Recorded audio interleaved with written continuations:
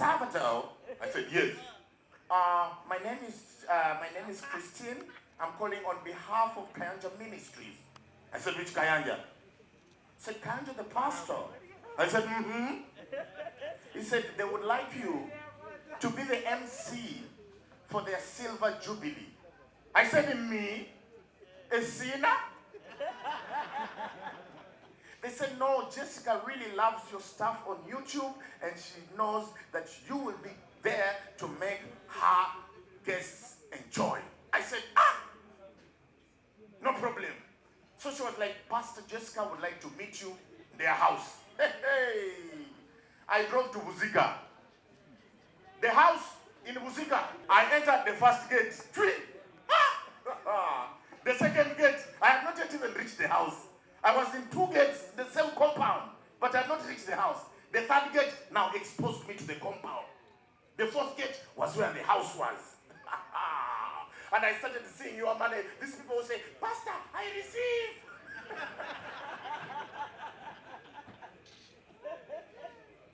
I entered the house. These guys have chairs. They were imported from Turkey. Leather. They told me to sit. I said no. Because they were white. You might sit and something happened and they turned to brown. And you have to pay. I said, Pastor, I would rather stand. Don't worry. I am very athletic and I am a stand-up comedian. Standing is my thing. So she asked me, so how much do you charge? She was sitting here and there was a basket, a casserole of money. You are money. She asked me, so how much do you charge? I looked at the basket and I said, Pastor, I usually charge 15 million.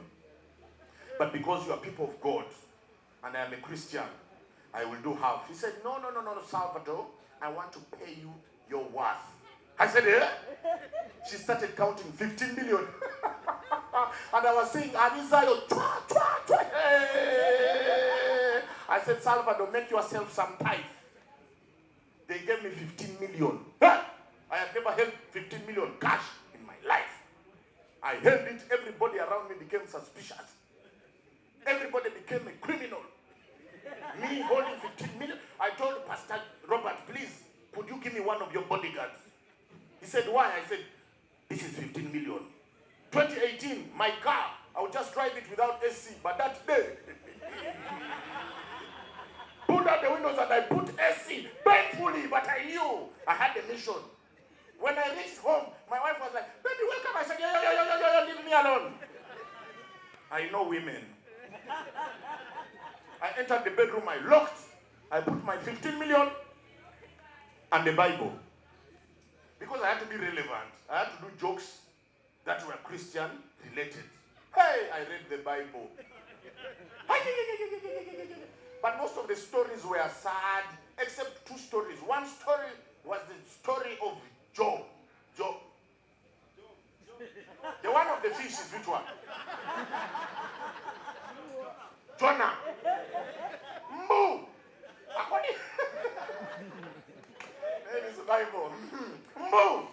Jonah was on a ship. Logically, the story didn't make sense, but comedy-wise, there was a lot of punchlines.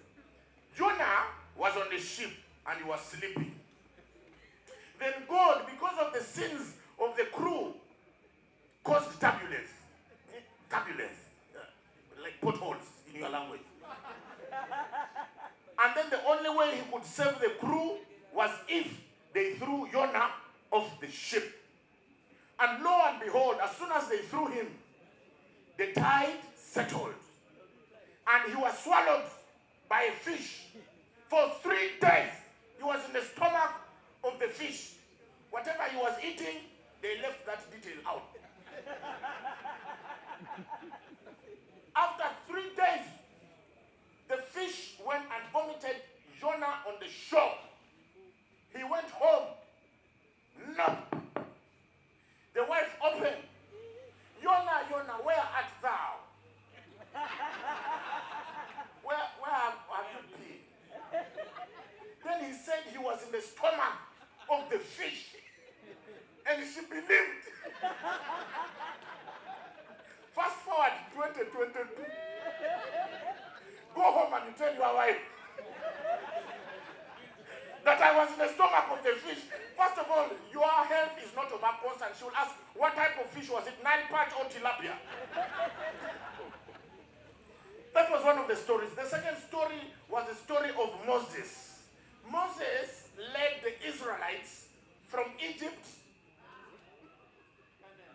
to Canaan, the promised land. It took them 40 years.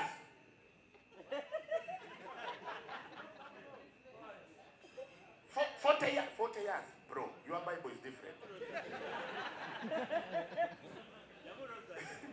40 years to travel that distance. Anyway, that was, I think, there was no Uber or something. But when they reached somewhere in the middle, they reached the Red Sea. And the people started complaining, Moses, Moses, you have led us here to our death. Why did you do that? And Moses said, Heal. I shall talk to thy Lord. B-R-B. He went up to the mountain and asked God, God, why forsake thee? And God said, when you reach the water, raise your rod and a miracle will happen. And that's exactly what Moses did. As soon as he raised the rod, the water divided into two. And he told the people, our Lord has answered our prayers. Let's close. And they went singing songs of joy. Jesus, your love is too much, oh, too much. Oh. They crossed. I'm imagining if Moses was leading Ugandans and he reached the water, the first people to complain would be the Baganda.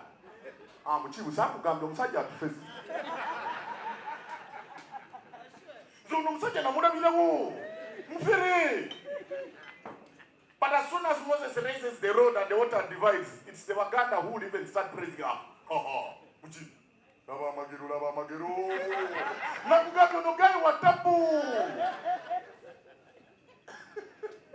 And then as they cross, hey, the Batoro. You know the Egyptians were following them. The Batoro would have died before reaching anywhere. Because they just go walking normally. I would.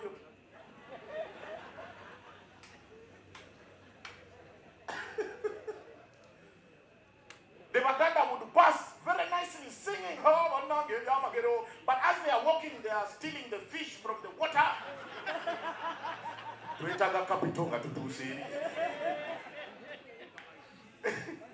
The Banyakore would be, the Banyakore, you know, they are very arrogant. They'll be like, hey, hey, the water has divided. Ooh. Then they will call Moses, hey, Moses, hey, first come. Moses, you come. Hey, come. Now, we are going on the other side. Is there anybody we know?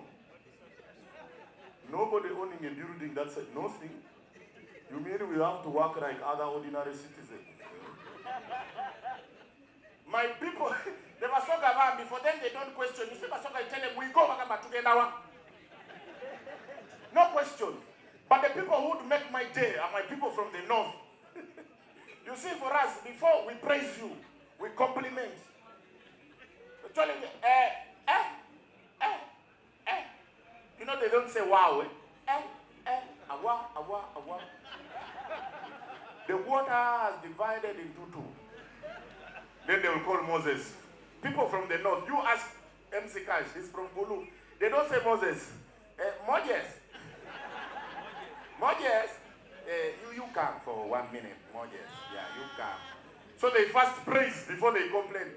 Moses, the thing you are doing for all of us here, we really do appreciate. You are the people that we need in this country because you are the one who look after our future. May God bless your all endeavors. Now they bring the complaint. Now, I wanted to ask, the water has divided. What mechanism is holding it to remain?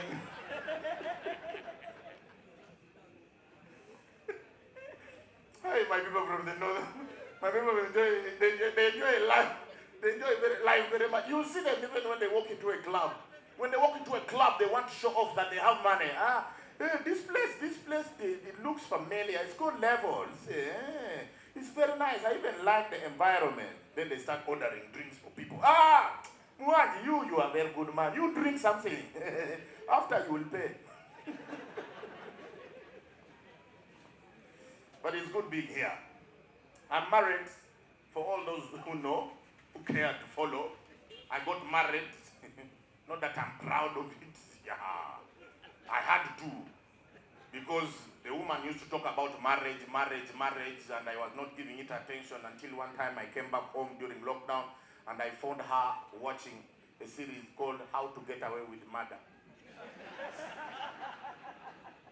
Told her, baby, next week we are just tying the knot. We are in this together. It's very hard for me to do jokes about other women now because my wife became a mathematician. I can be here and I crack a joke. Hey, I met Christine. As we are going back home, she'll be like, that joke was fun. You met Christine when? Now you do your mathematics. It has to be a time before you met her. Say, 2012.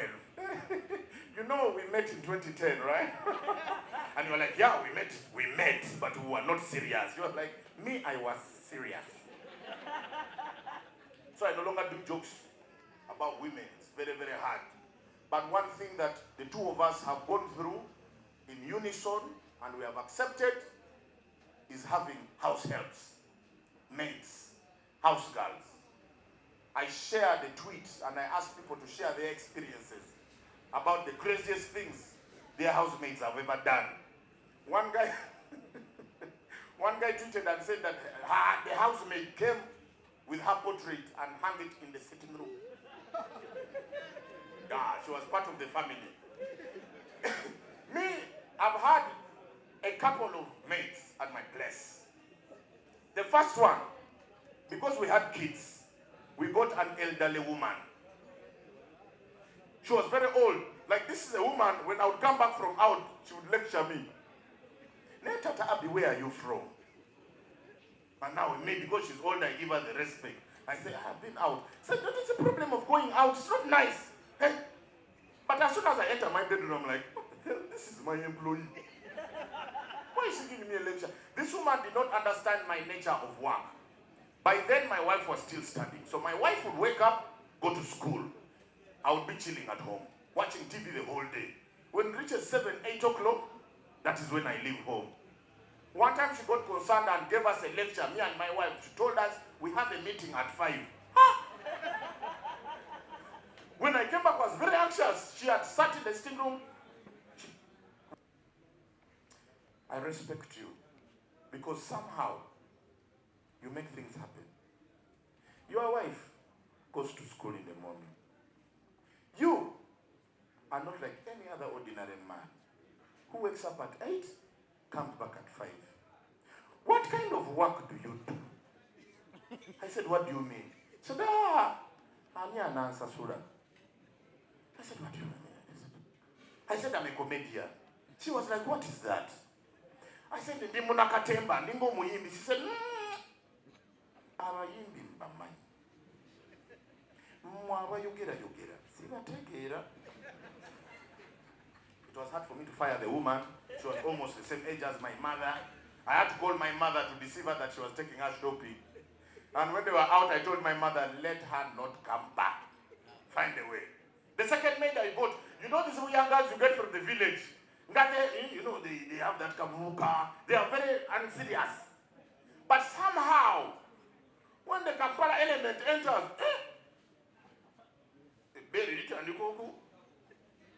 she starts to dress well. This girl was called Mary. Let me tell you, I am a very faithful guy on purpose. Very faithful. But that girl was going to disorganize my home. And she would mop, knowing when I was leaving my bedroom, coming to the sitting room, that's when she would, and she had, hey, the future was there. So I would come in the living room and I see her and I'm like, hey, I go back to my bedroom. And then one time my wife got her mopping in front of me and they chased her. She would have made a very good part of our family. Because she was really very hardworking, let me tell you the truth.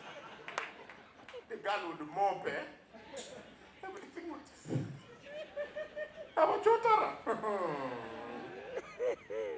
But marrying a Muchotara is an event. She's not yet here. She's supposed to come here and collect her money. But let me give you a secret. These half-castes, you people see us, you see us walking and say, oh my God, look at the couple of the girl. You don't know how I'm suffering. Me. You see, first of all, her being with me is very suspect. Like, look at me. That's why I'm saying, men who look like me, work hard. Bro, Charlie, work hard. Nyamba. You think she's with me because I'm a nice guy? I have money. Work hard, bro. You can't be ugly and broke. Choose a struggle.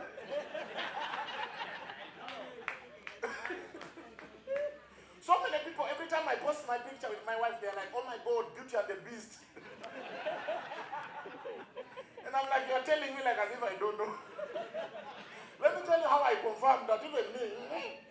You know my wife is this kind of woman who loves movies.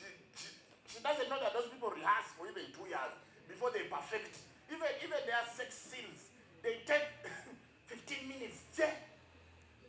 Like, you see the movie at 15 minutes, and then she wants you to do it in real life. She doesn't know that in those movies they say, cut, continue, cut. Then they combine all those pieces together to make 15 minutes. Me, when I start, how do you tell me to cut?